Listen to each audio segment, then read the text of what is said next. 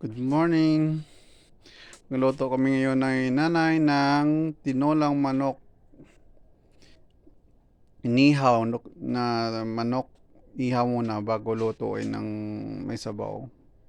Uh, Ricada siya po ay sili, tanglad, saka papaya.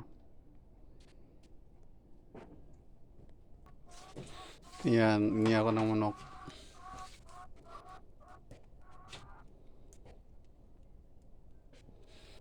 Ito ay yan, herbal. Uh, Dagat na dahon ng guyabano, guava, saka sibuyas, saka ahos. Sarap yan. Herbal. Hmm.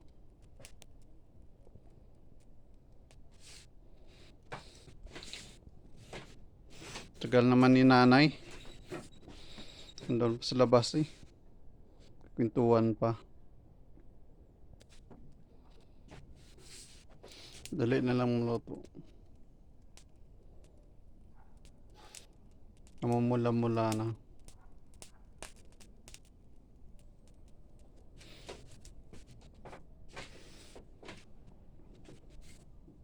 Kay tagal ni nanay.